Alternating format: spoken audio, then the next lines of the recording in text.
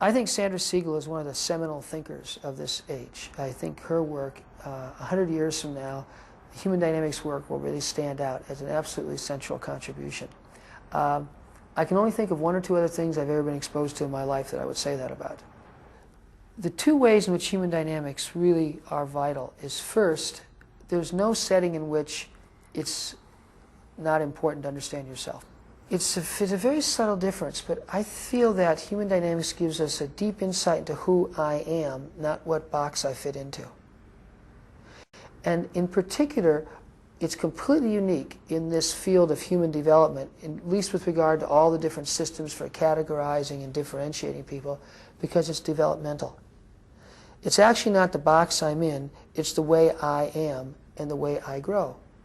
And in fact, human dynamics includes a type of theory of the basic drives of human development, which is that all of us are basically questing to be whole.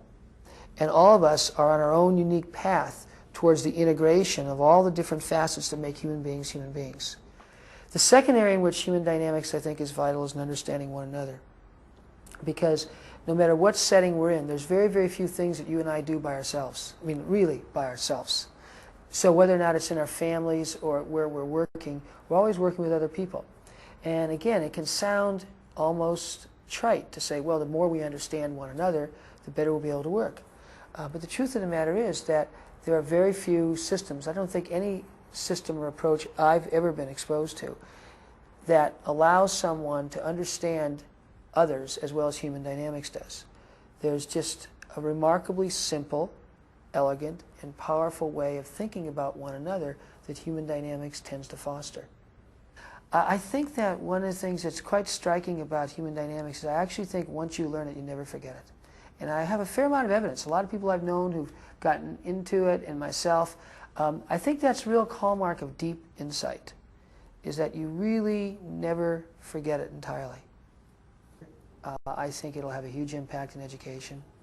I think it'll have a huge impact in all sorts of organizations, from business organizations to nonprofit organizations. I mean, when you think about it, one common denominator underlying virtually all institutions is that these are people trying to figure out how to work together, and that's not very easy. It's easy to say, but it's not actually so easy to do. Of all the different approaches I have been exposed to, there's none that gives deeper, more penetrating insights to what distinguishes people and how we are intrinsically oriented in different ways and what's necessary for us to work together productively.